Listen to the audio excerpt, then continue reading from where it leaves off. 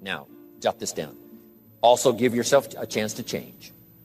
Some things I held on to that I thought this was it, this was it. I'm telling you, after a while I gave it up, found out it wasn't it.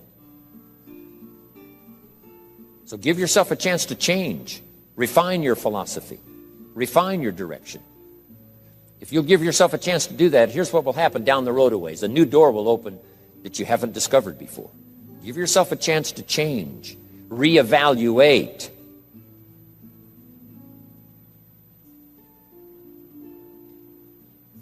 Okay. So let your library be a testimonial of your dedicated interest in accelerated personal development, that you will read whatever you have to read, you will hear whatever you must hear, and you will watch and see whatever you must see in order to make your life refined and worthwhile and achieve all of your purposes. That's what I want this stopping station to be these 3 days.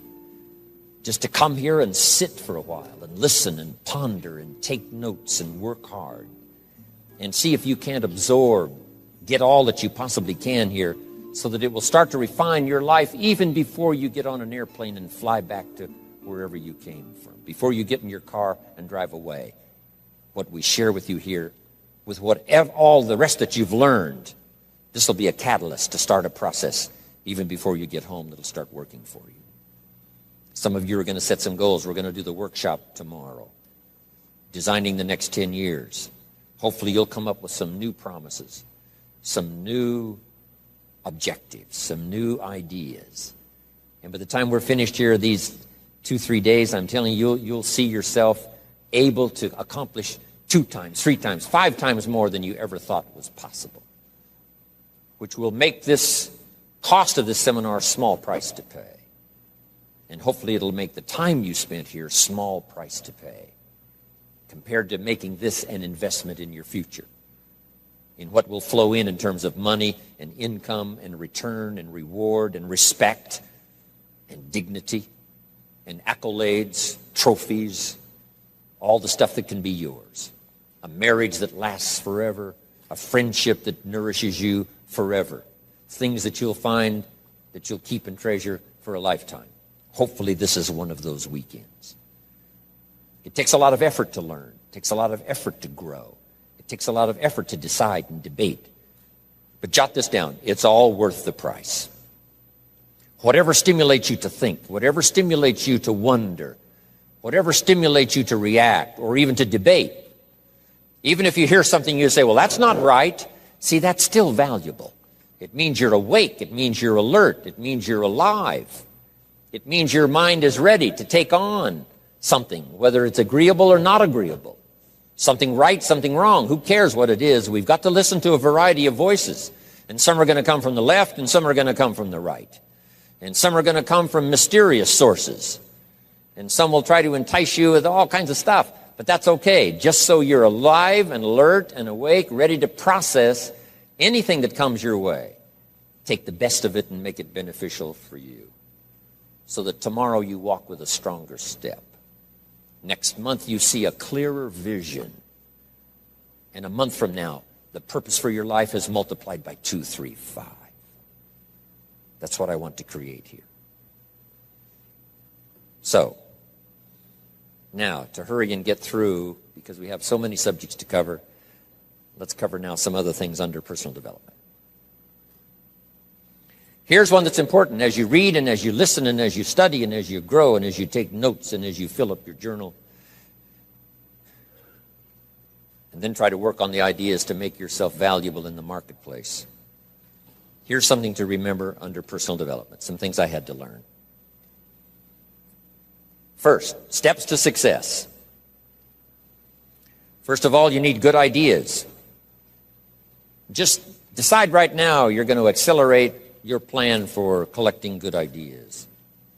Ideas for your life, ideas for your health, ideas for your marriage, your relationships.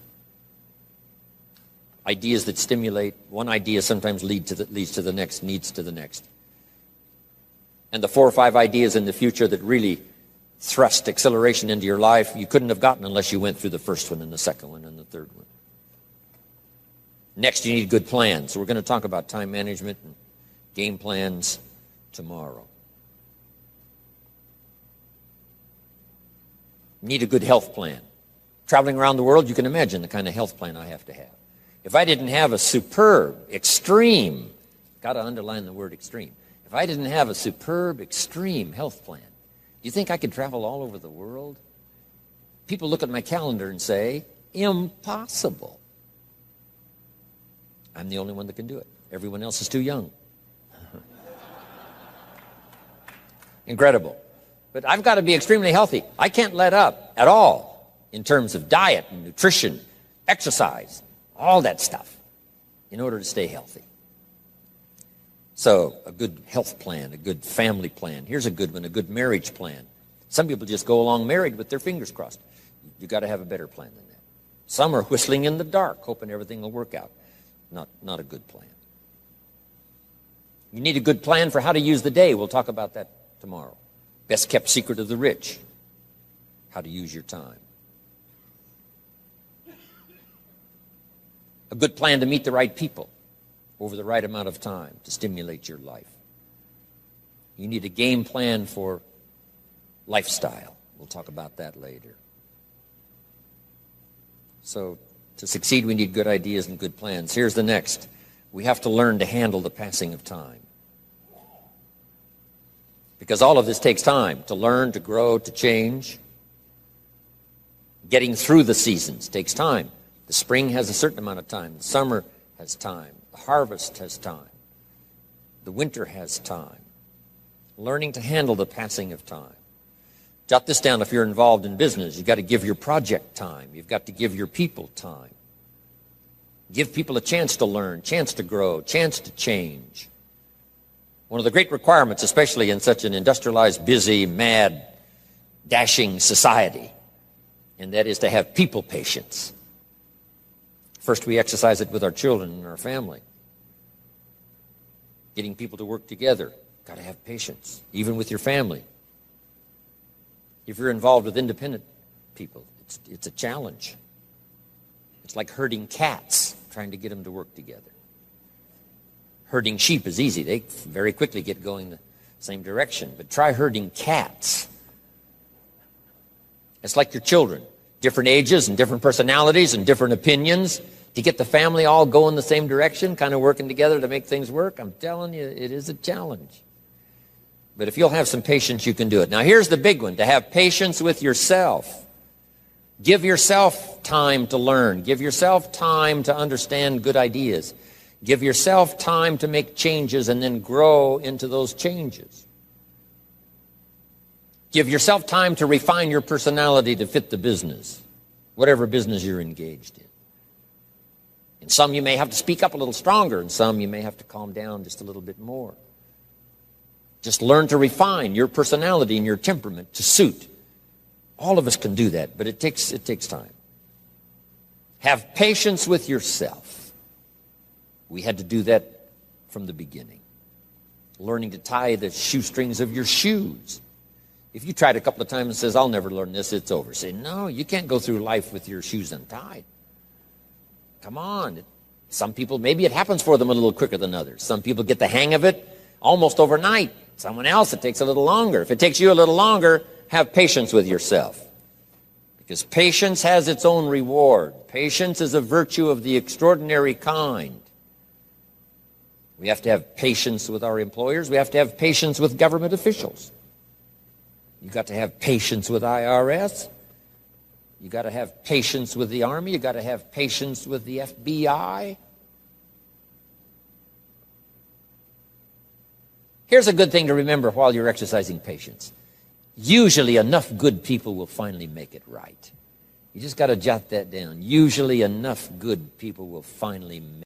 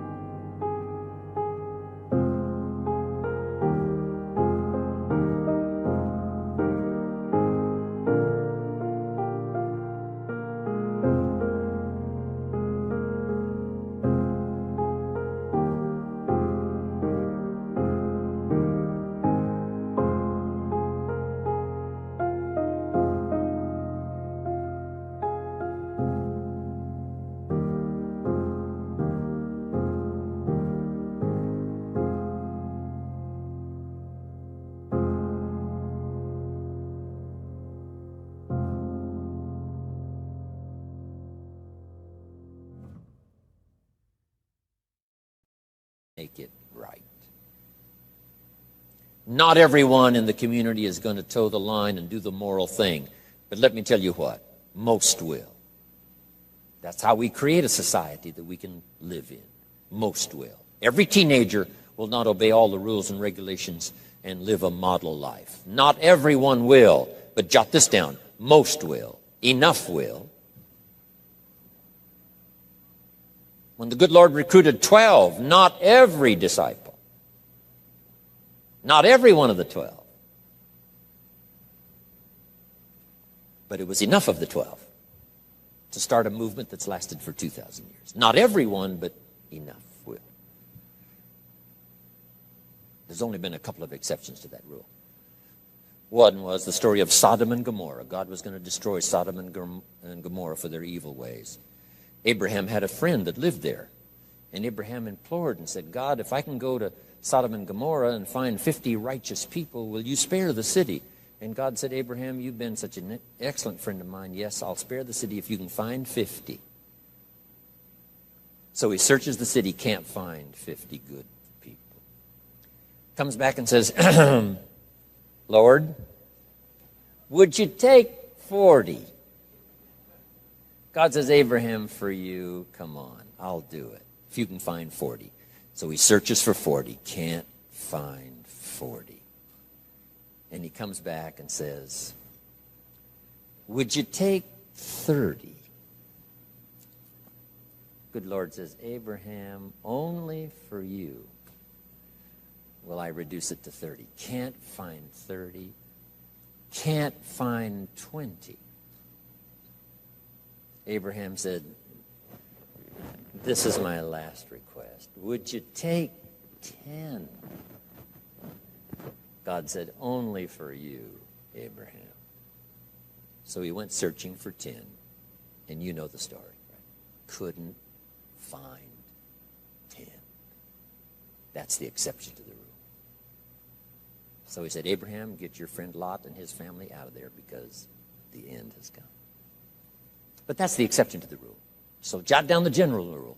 Most will. In a civilized society, most will obey the rules. In government, most will. Not every senator will, but what? Enough will to build a stable government and a future. Not everyone in the armed forces will, but enough will. Not everyone in the community will, but enough will. Not every teenager in this high school will, but I'm telling you, the most will. And that's how we survive in a civilized society, because most will. And that's a good feeling to know. Most will. Okay. So have patience. Next, under personal development, is learning to solve problems.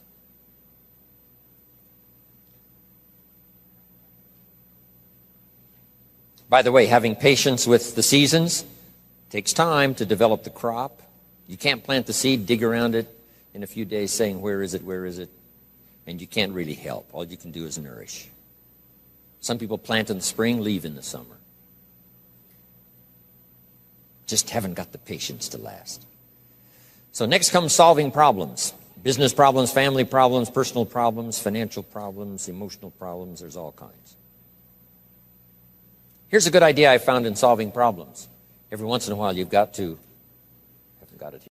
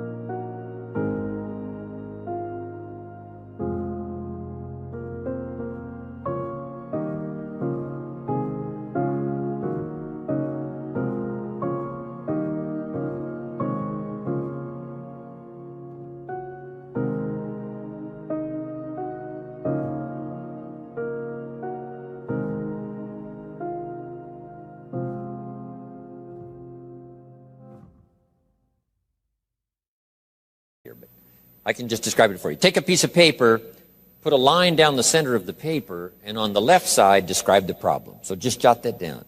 A piece of paper in half, on the left side, describe the problem.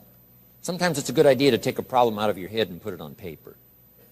We'll talk a little bit more tomorrow about how to think on paper. This is one of the ways to think on paper.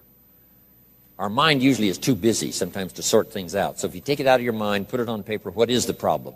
And you describe to the best of your ability what the problem is. And then ask this question, is that all of it? Because if you're going to prescribe something for the problem, you need to know what all of it is. When you've got it all listed, on the other side now of the paper is called answers and solutions. The problem on one side, answers and solutions on the other side. And now let me give you 3 questions. 3 questions that can help solve most any problem. Here are those questions. Number 1, what could I do? So just jot that down. What could I do? Then you start developing what we call working papers. And the working papers consist of making a list of the things you could do to solve this problem. Number 1, and you say, well, number 1 would take too long. I can see that right now. Let's go to number 2. Maybe that's the answer. Number 3, no, that isn't it. And let's say you've got several points now and you've done your best to try to solve the problem yourself and you can't solve it yourself. Here's the second question. What could I read? Maybe somebody spent a lifetime researching the problem you've got, and they've got some excellent answers from a lifetime of research. Maybe in your own journal you've taken notes before on something. You say, hey, I remember a class I took. Seems like there were some answers there, so you go back, do a little research. So under number 2 is research. And if you search, what?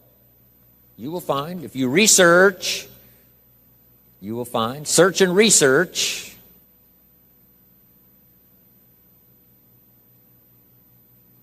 Now, research as soon as possible, because if the problem is severe, you don't want to wait till too late. My friend Kenny comes to me and says, he just lost a beautiful lady, fabulous lady. They got a divorce. She was really something. Then after his divorce, he comes to me and says, you know, it's over.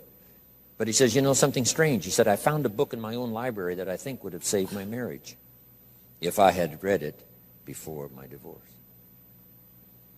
And it was a book entitled How to Live with Another Person. He said, I should have read that book a long time ago. He finally read it, but it was a little late. It's like reading a book on nutrition after you've had a heart attack, right? I mean, that's good. That is good. But gosh, it's so much better to read it before. Spare yourself the agony and the lost time and maybe the loss of your life. Now, if you tried to solve it yourself and you can't solve it and you've researched and it doesn't seem like you've got the answer, here's number 3. The third question is, who could I ask? Is there someone around me that might have the answer to my problem? Now, under that, put this. Don't ask first now. Try to solve it yourself. Develop some working papers. What you think you might do, that still isn't it. Here's some books I've read. This guy's crazy. This guy, no answers, haven't got it. Now I ask. But if you now can show your working papers to who you ask, you can't believe how swift the answer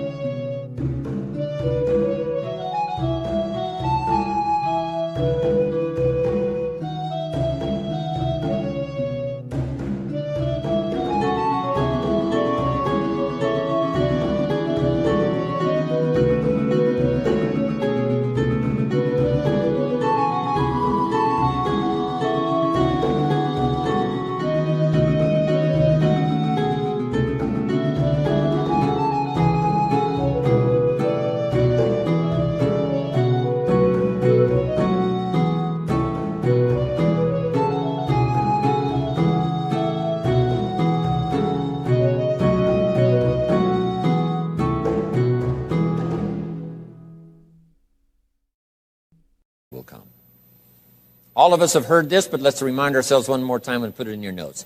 We all love to help people who, first of all, try to help themselves. And back to the philosophy of deserve. I've tried to work it out, haven't got the answer. Maybe you can help me. Somebody is very willing to help you if they know you've tried first to help yourself. It works that way with our children, right? My daughter Linda, before she got married, used to travel a lot. She comes to me and said, Daddy, I'm headed for Thailand. I said, wonderful. She said, I've saved up my money. I said, fantastic. She said, I've got $1,000. I said, wonderful. She said, the kids wanted to go here, wanted to go there. I didn't go. They wanted to buy this, wanted to buy that. I didn't buy. I got my money put aside, $1,000. I said, Linda, unbelievable. You must be my daughter.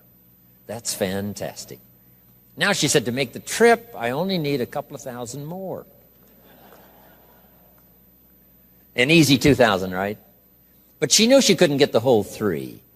But she knew that if she worked hard to the best of her ability and put that first 1,000 together, the next 2 was easy, right? Okay. So, develop your working papers. Do your best to solve problems. Here's why you try to solve it on your own first. You need the mental and emotional muscle. You need the discipline. If you just quickly go to the answer, somebody that's got it, now you're not developing the muscle. You're not developing the discipline to solve your own problems, because there may come a day when there's no one else to ask. So you need the rhythm of learning, the rhythm of trying, the rhythm of seeing if you can do it first to build the emotional, mental